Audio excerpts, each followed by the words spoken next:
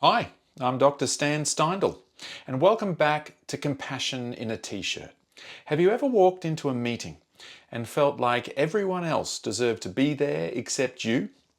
Or worried that at any moment someone might discover you're not as capable as they think? If so, you're not alone, and today's episode is for you. I'm thrilled to be joined by Dr. Jill Stoddard, a clinical psychologist, accomplished author, and podcast host, whose latest book, Imposter No More, Overcome Self-Doubt and Imposterism to Cultivate a Successful Career, offers a fresh, empowering take on overcoming self-doubt. Jill's expertise blends psychological science with personal experience as she openly shares her own journey of grappling with imposter feelings. In this episode, we'll unpack the traps of self-criticism, the transformative role of self-compassion, and how we can cultivate the psychological flexibility needed to break free from imposterism's grip. Whoever you are and wherever you are on your life's journey, this conversation is filled with practical wisdom and relatable insights you won't want to miss. And so I bring you Dr. Jill Stoddard.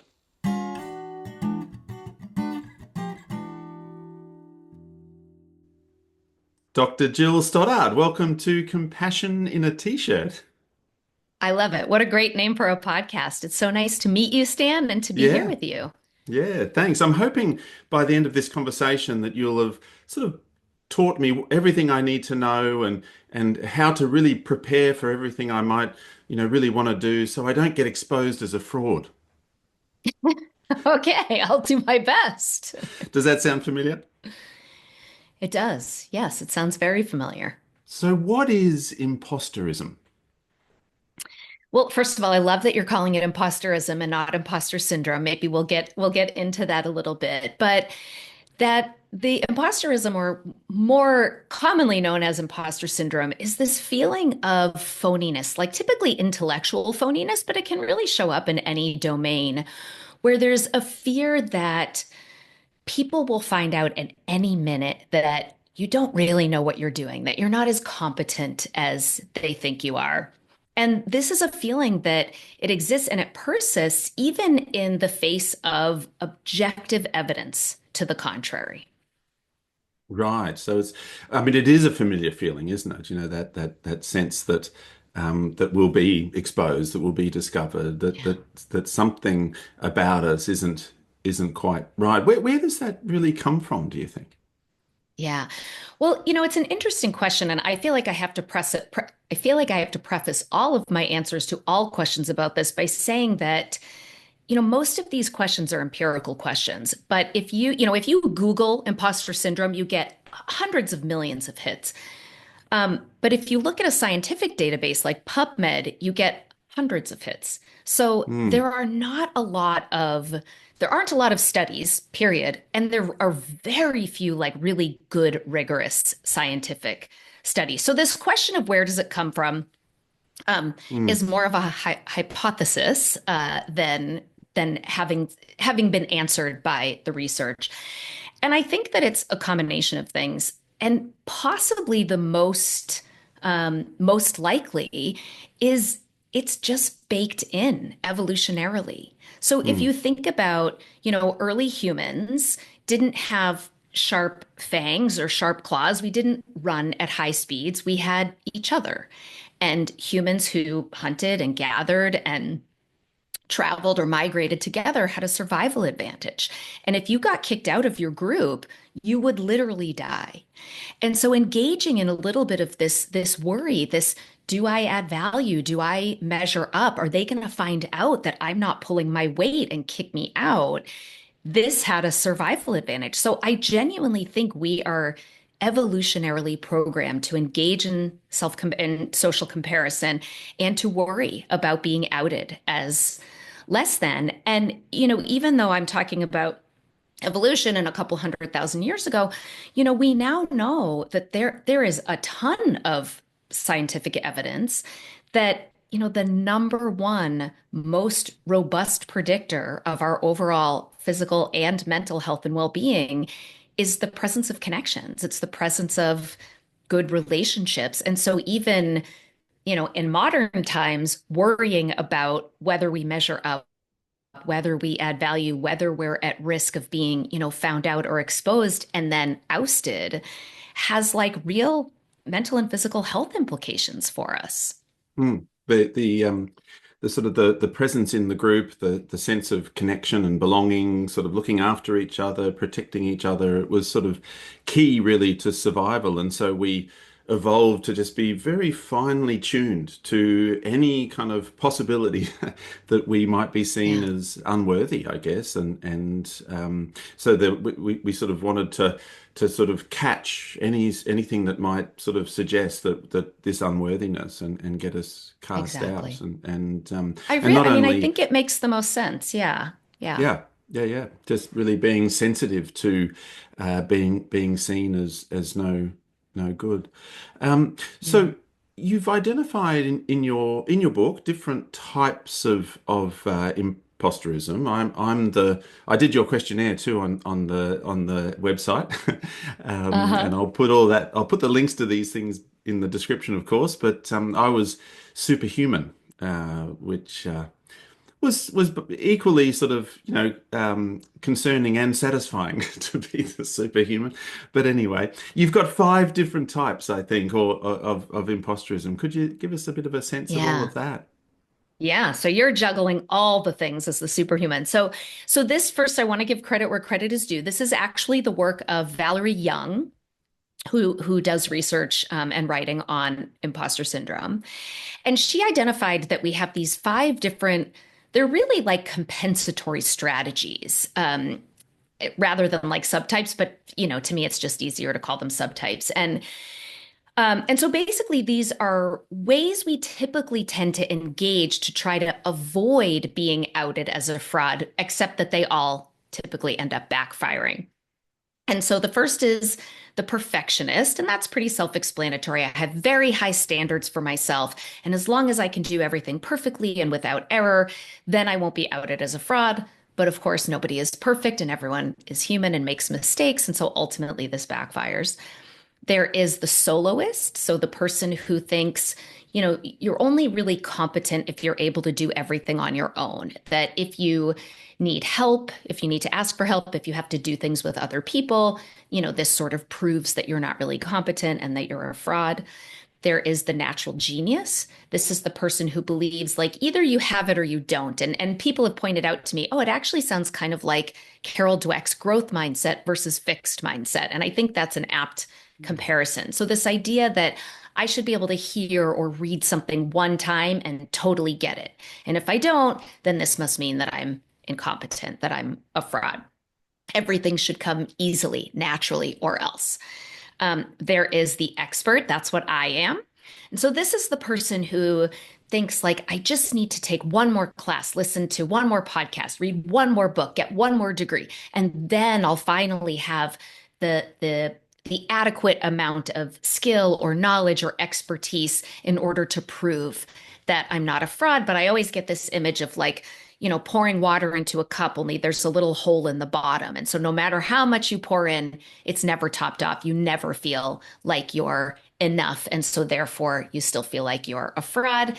And then there's you, Stan, the superhuman, which is kind of a combination of the perfectionist and all of these things, which I always get the image of a person riding a unicycle, juggling a bunch of, pins that are on fire, smiling and happy and doing it all unruffled. Um, Except that, eventually one of those pins is doomed to fall. And then this proves that you're a fraud after all. And the superhuman, even when they are kind of doing fairly well, they're never totally satisfied because they feel like, if I were really competent, I should be able to spin plates on my nose while I'm doing all these other things Hmm. too. Yeah. Yes, I think that jumps out at me that the feelings of incompetence is sort of the sting in Yeah. the tail, I think, for that's Yeah, been just my personal experience is you're sort of constantly doing all of these things, but then worrying you're doing none of them well enough, sort of thing. And exactly. And it's are never there enough. mm, I should be doing more. And if you don't mind me mentioning, because you mm, mentioned you took the quiz to find out yes. that you're the superhuman, So I put together a quiz that's on my website, which is just jillstoddard.com/quizzes. So people can answer that questionnaire. And then I used to have it set up that it just told you, you're the expert or you're the superhuman.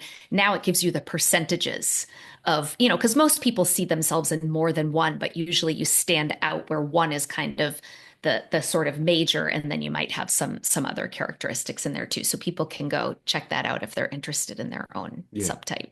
Yeah, no, it was very interesting. I was sort of superhuman, but had other elements of all of them, Yeah. really, I think Yeah. was what I discovered. I wondered too, as I was doing it, have you been kind of collecting any of that data and having a look at some of the more bigger I population of did them? at one time, and the perfectionist, expert, and superhuman were definitely the more common compared. The soloist and the natural genius were less common. I mean, of course, this isn't a scientific sample, but Hmm. those other three tend to be pretty common. Yeah. There must be still certain benefits to these strategies that imposterism, we're sort of compensating for that with these strategies. Yeah. What might be some of the benefits there of these things?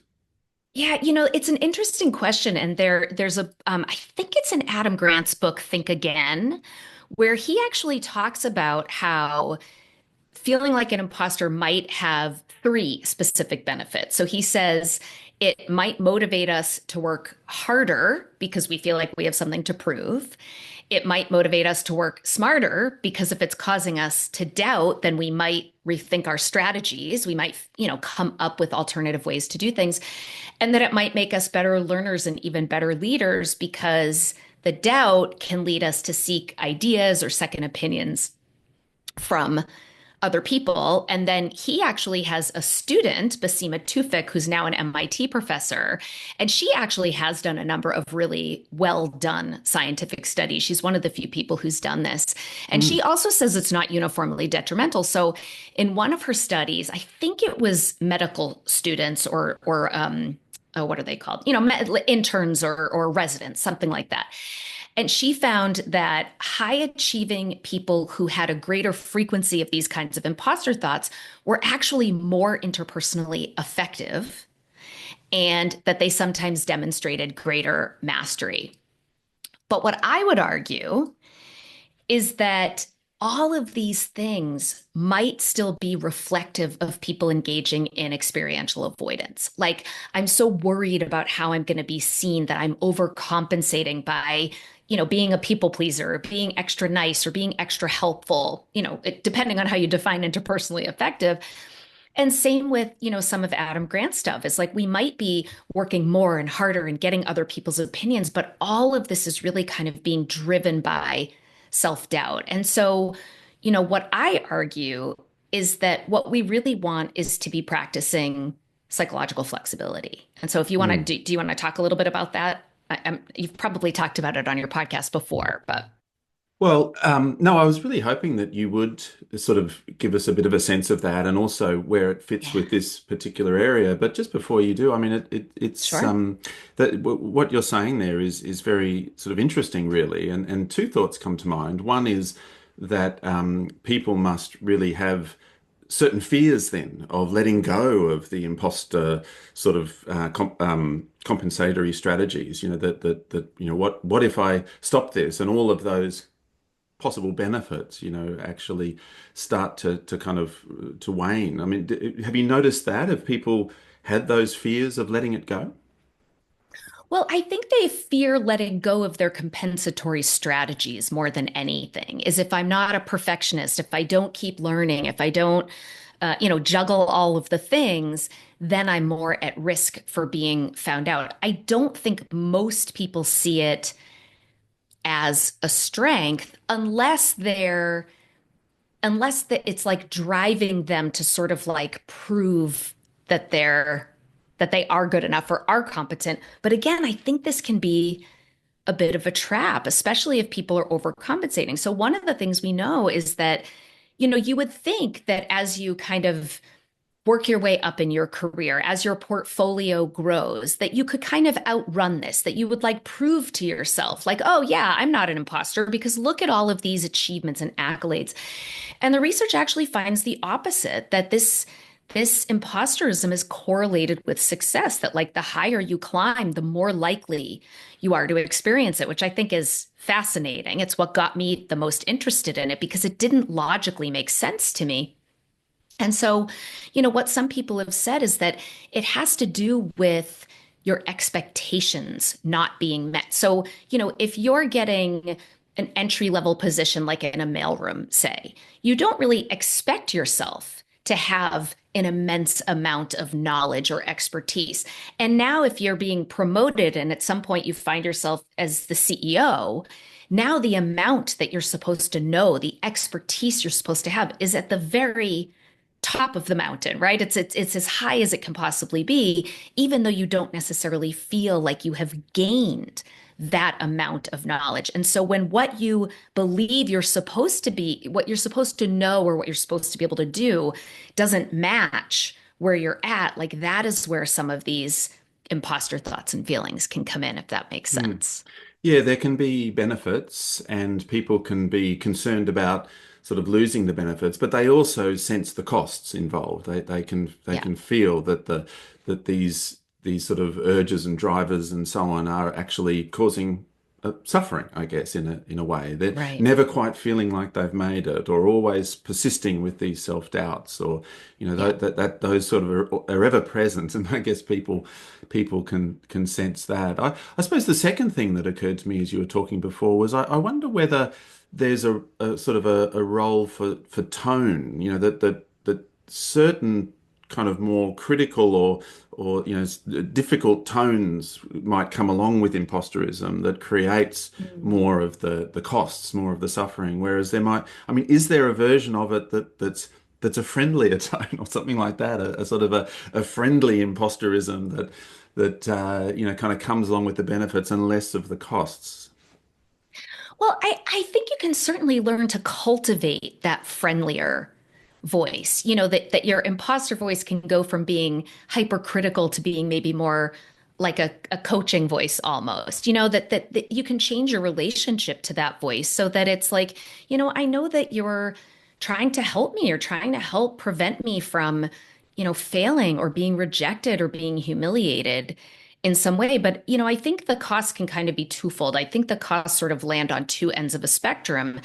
And, the obvious cost is when that imposter voice is not very kind and gentle and it leads you to avoid, so that you're missing out on potentially important opportunities, things that matter to you that you don't move forward with because of that fear of being outed as incompetent.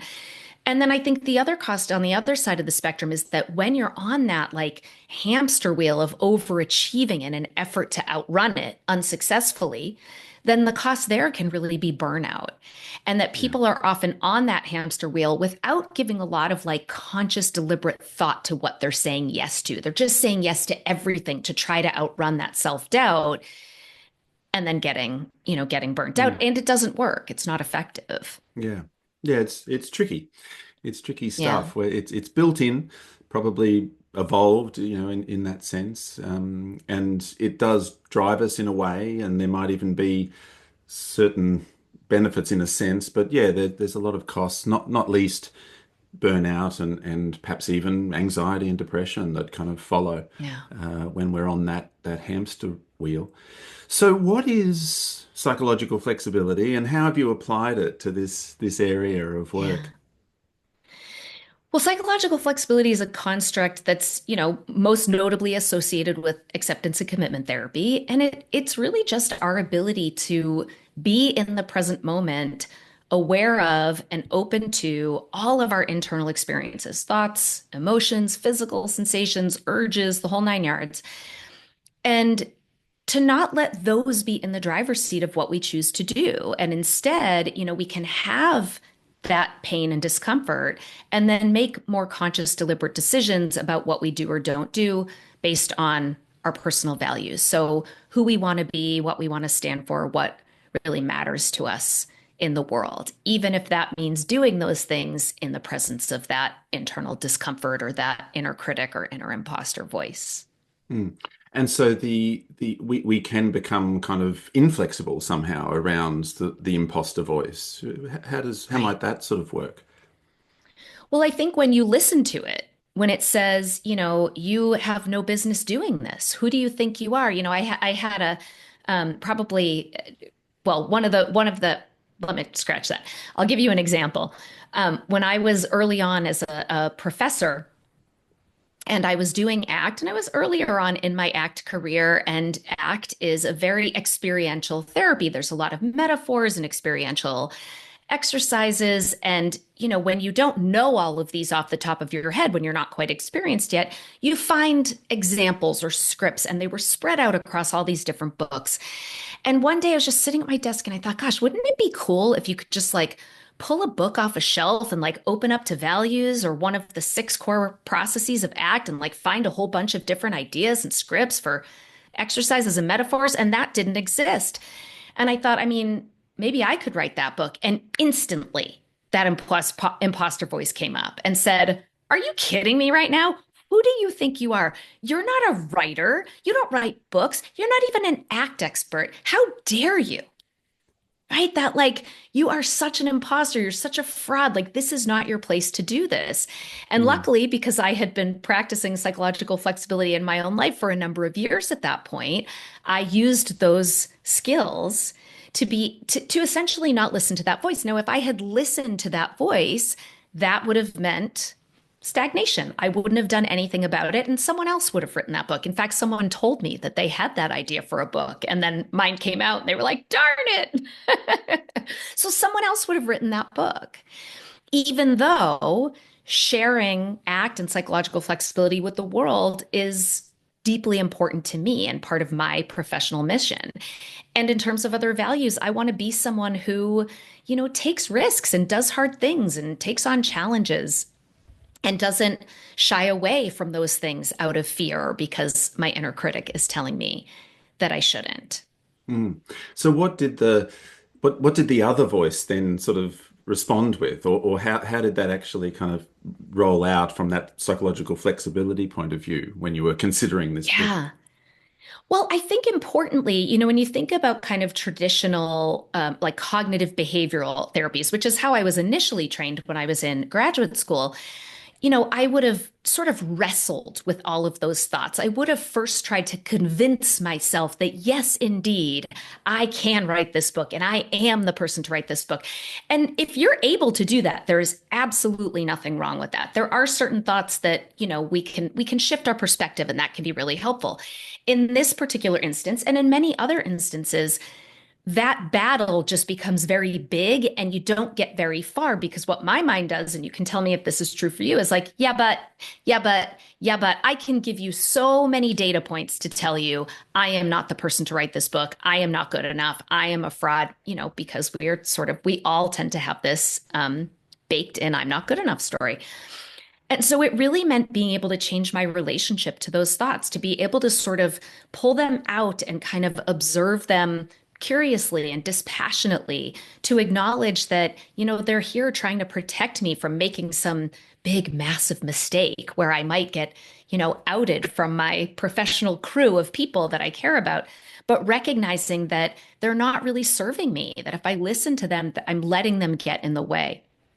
And so being able to just kind of step back to distance, to observe, to notice thoughts for what they are, which is just thoughts. They're sounds, they're syllables, they're sentences. They're not truths, they're not facts necessarily. And that, I can still make a choice about what I'm going to do, how I'm going to move my hands and my feet and my mouth, irrespective of how I'm feeling or what my mind is telling me. Mm.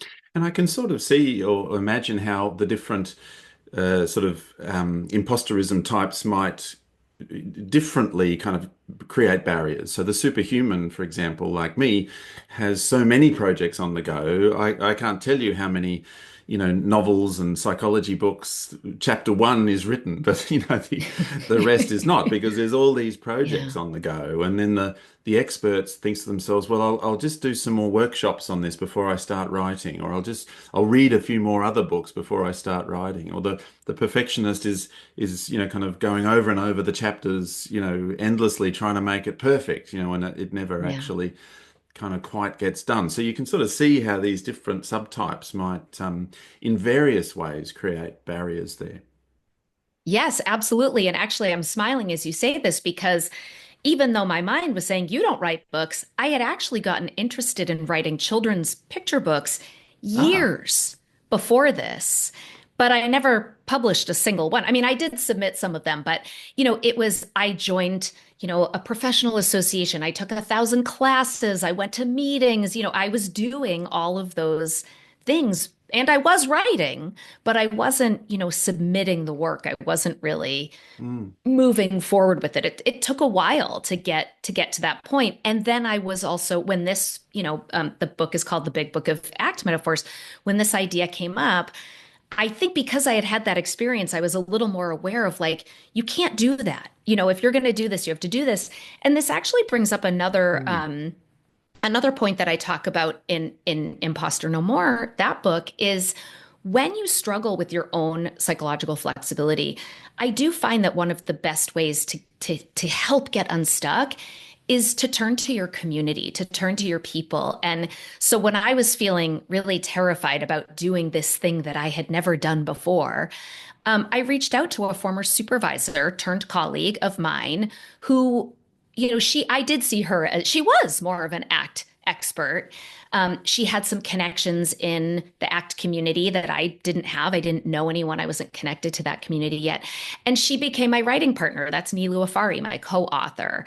And so that really helped to be able to move forward because I had this sort of like trusted partner that I could rely on. And then we even, our second chapter is about the more difficult kind of relational frame theory and things that really felt pretty far out of my ambit at the time. And so we asked a couple guest authors to write that chapter mm. for us. And so there's certainly, nothing wrong with that as well as kind of like using your community to help move you forward if it means moving in the direction of your values when that feels hard.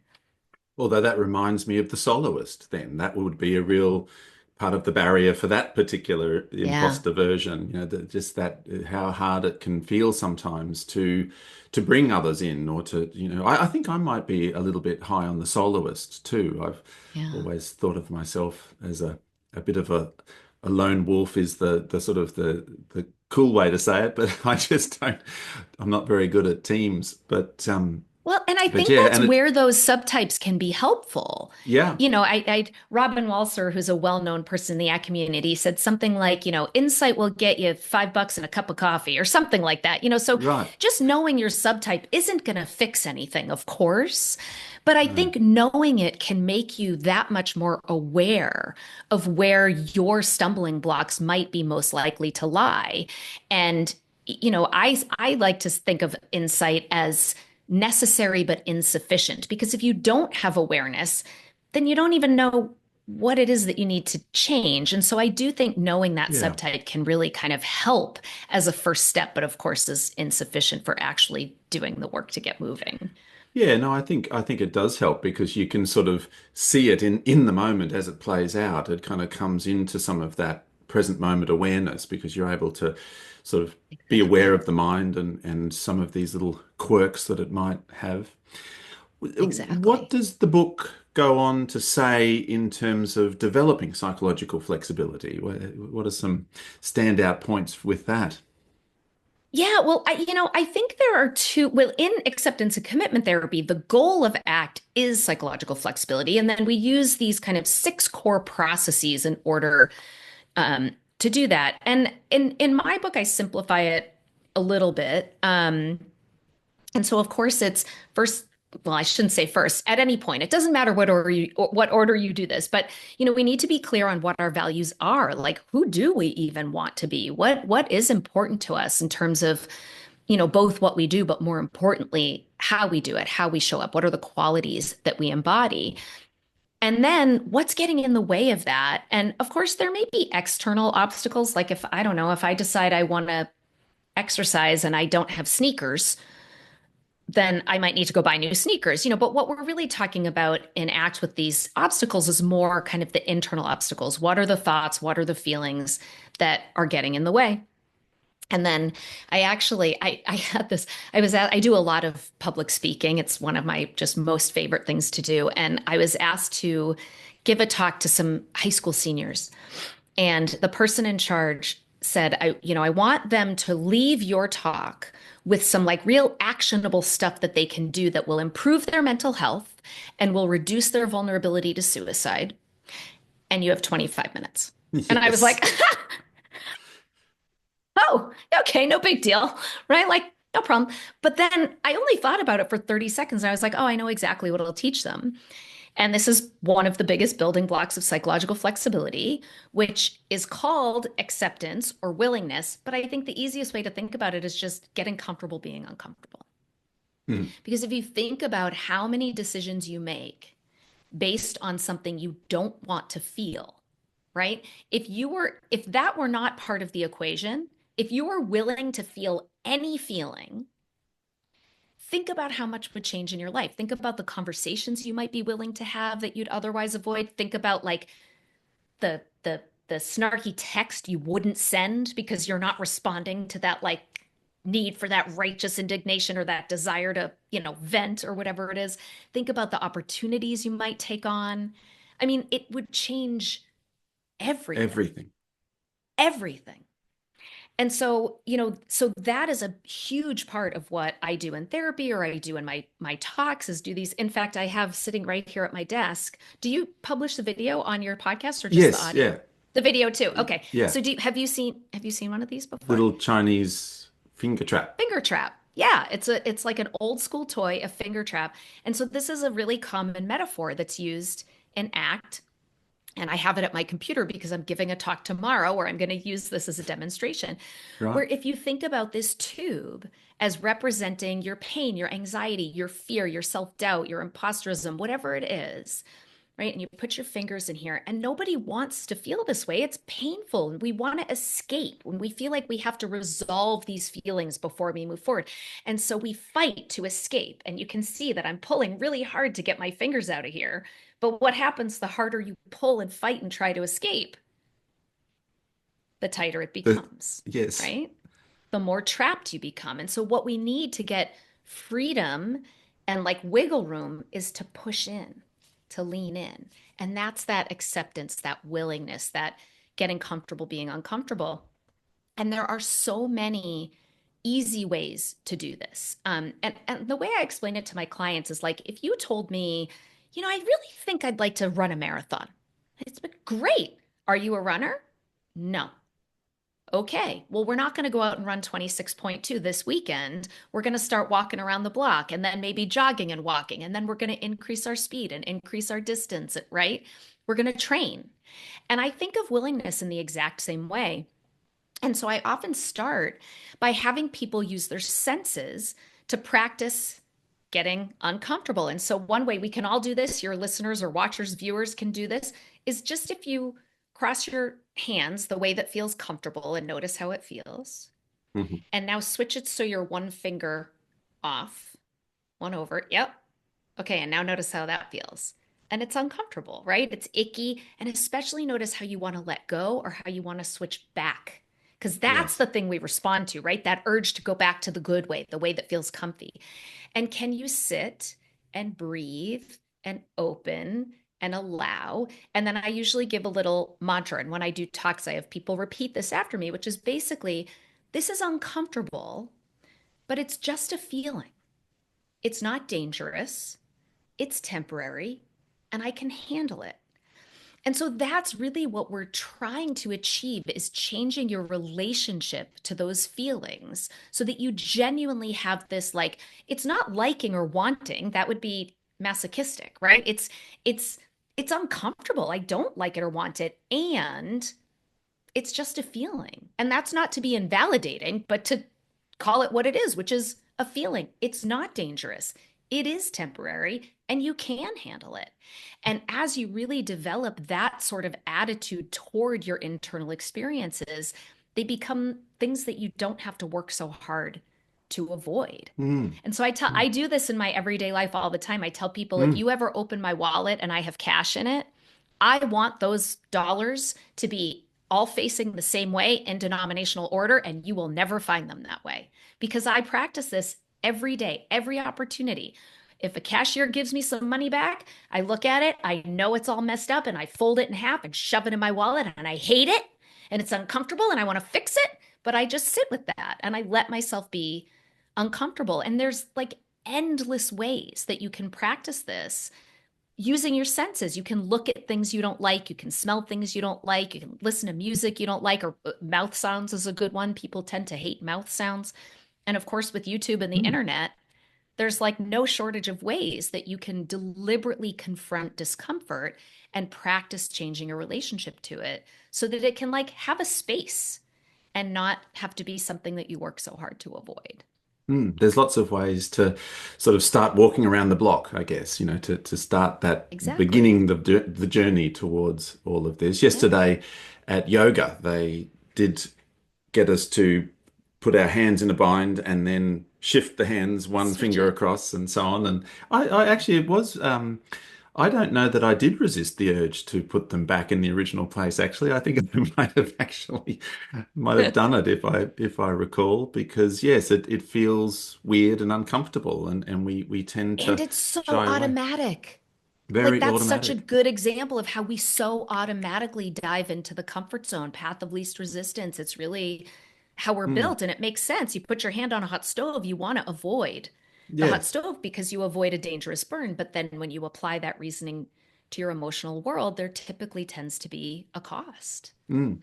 And it's sort of I guess in compassion focused therapy language, it kind of boils down to threat system activation in a way. The threat system Hmm. is activated, and actually the imposter part of us, or whatever that might be called, is really a threat protection strategy. It's trying to Yes. kind of, watch out sort of thing is basically what it's Right. saying, and watch out for danger, and it's trying to protect us from threats and so on. And so we want to move away from danger or discomfort, and it's very reactive, and kind of it's that autopilot thing where we're doing things quite reactively. And we needed to evolutionarily, we needed to, sort of run away from the lion straight away. There's no point waiting around and Right.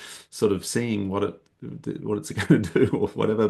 Yeah, But so 100%. yes, it's sort of perfectionism and self-criticism. Like, so sometimes, I mean, we might think of those as threat system-based cognitive styles, trying to, in some sort of way, it's a threat protection, safety-seeking, sort of thinking style. Tell us a bit more about the role of perhaps those two in particular in imposterism. Well, I mean, I think they're all so interrelated, and I would say, I mean, I think these all fall under an umbrella of inner critic. You know, you have this inner Yeah. critic that's saying, do it better, do it perfectly. If you make a mistake, if you don't do it perfectly, you're not good enough, you're inadequate, you're less than. Um, and that self-critic might be you're boring, you're ugly, you're slow, you're dumb. They're all just like variations. And I don't know why we have, different brands of self-critic that tend to be louder. We talked about the role of evolution, but I think, you see different specific voices in different people. They probably all boil down to some version of I'm not good enough in some way. And my guess is that that's probably influenced more by our learning history, how we were raised. If you had a highly anxious, overprotective parent, maybe your thoughts are more around the world but not being safe and your inability to take care of yourself and navigate difficult things. I'm weak, I'm not tough. If you had a highly critical parent, that might sort of emerge in a different type of self criticism. Um, But the good news is, we don't have to like understand like all of the different nuances of this because we can really apply the same strategies irrespective of what the content of those thoughts are saying. And this is part of the reason I really love ACT and psychological flexibility because I found when I was trying to do more cognitive, change the thoughts, it felt like this massive task of having to hunt down all the different kinds of critical thoughts and debate them and weigh the evidence for them and do these things that just, it feels like now all of my energy and attention and effort is going toward this struggle when really it's like, it doesn't matter what the mind is saying. It's just my job to change my relationship to that voice so that it's not dictating what I do or don't do if listening to it is going to move me away from my values. Mm. Yeah, that's a really great point there. That sometimes we can feel like we have to address every last one or something, and really sort of discover all of the different individual thoughts and perspectives and so on. But if we have this more overarching kind of sense of psychological flexibility, then the thoughts can come and go, whatever they might be, and we don't Exactly. necessarily need to stop and challenge each one individually or something like that because it's hard, isn't it? I mean, on the one hand, I must be perfect, and on the other hand, I'm no good and a failure, at the very same time. And it's sort of, I mean, that's a little bit like the Chinese finger trap in and of itself, pulling in sort of these really different, difficult directions. Yeah, that's a great Um, point. yeah, but to just It's so have true. that So how flexibility. can you? Yeah, Yeah. how can you win that fight? And it often can feel like you're sort of like chasing a moving target or whack-a-mole. Like, okay, I whacked one down, but then another one pops up, and now I just have to sit here whacking every single one of these thoughts. And if I'm doing that, what am I not doing? Living, out doing the Mm, other not things, writing the doing book, that. or yeah. Yeah. What about shame then as a feeling? I suppose you might sort of approach that in a similar kind of a way, really. But I just find shame such a kind of painful, inhibiting sort of hiding away driver of experiential avoidance and all of that. What are your Yeah. thoughts about shame and the role that that might play?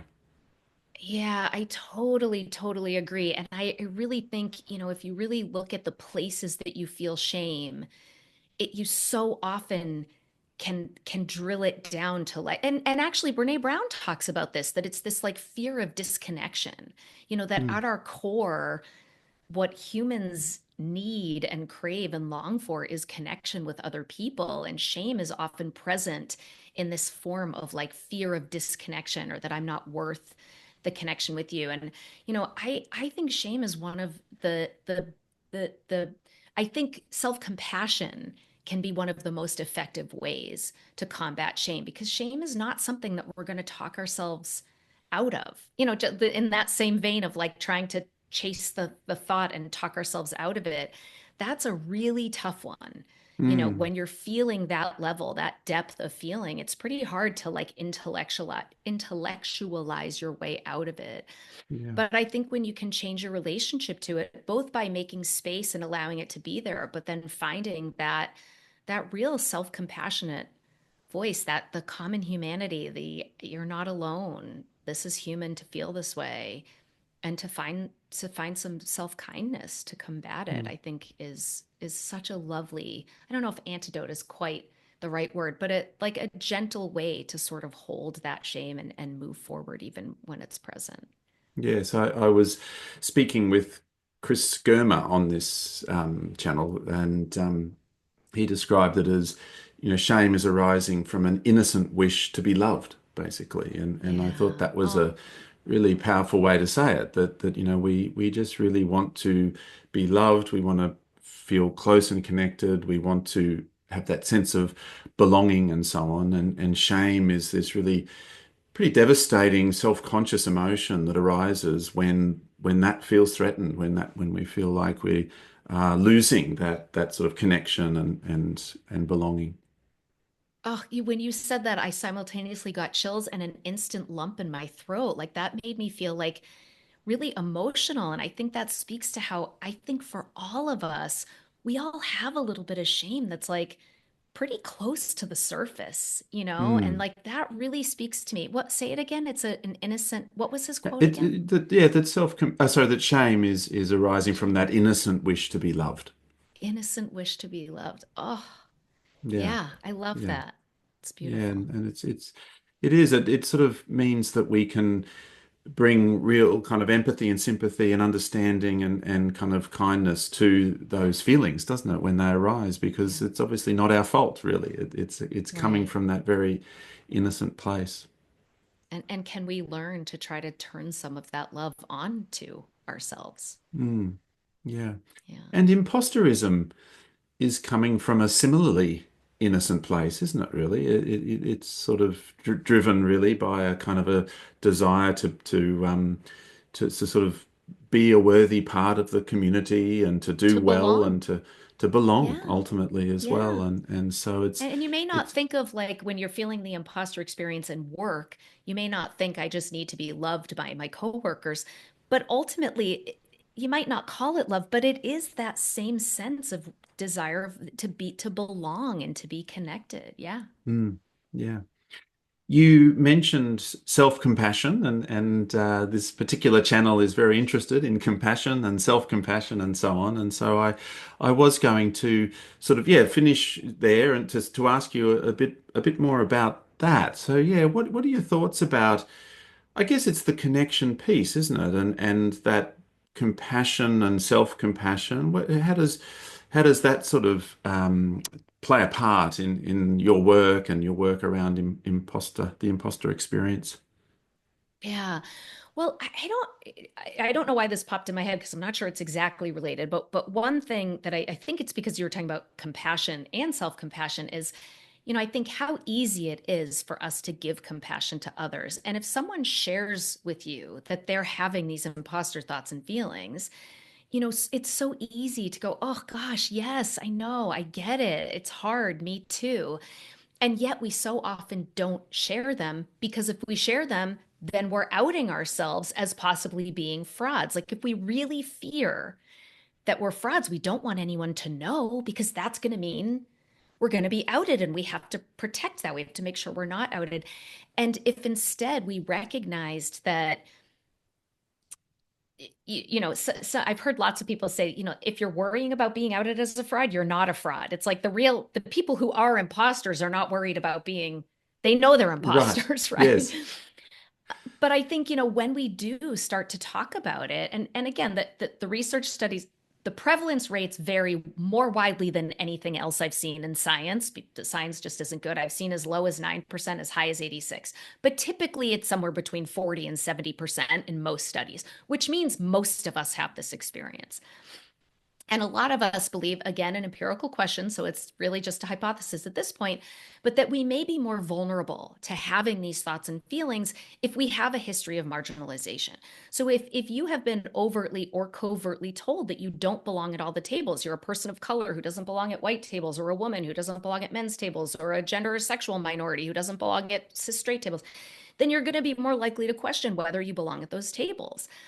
And it can show up in other ways. My husband is a cis straight white male, etc., but he also was very tiny when he was a boy, and he got mercilessly bullied, and he was low socioeconomic status and not, a highly educated family. So there were all these other areas of marginalization for him.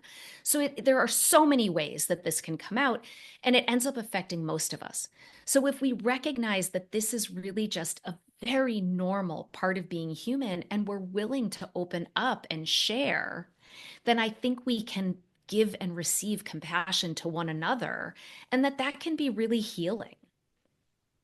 That's a And then, the really, yeah. self-compassion part is, like, be nice to yourself when this shows up, because this is normal and you're not alone, and most other people experience this. And it's here because you care about belonging, you care about being competent and being seen as competent. And so it makes sense. Mm. Yes, I love how you've just, referred there to those three flows, really, isn't it? The three flows of compassion. There's the compassion for others and from others, and the self-compassion. And interestingly, the imposter kind of thing can really inhibit to a degree each of those three flows. And I hadn't thought of this really before, but the imposter experience can get a little bit in the way of that authenticity or something that we might Yeah. want to bring to compassion to others. You know, that idea of one way of being compassionate towards someone else is to express the shared experience and the common humanity of what they're going through and what we're going through, and similarly when receiving compassion too, and that sort of little block there to authenticity because of fear of discovery and that sort of thing can sometimes inhibit that. So, and yet on the other hand, the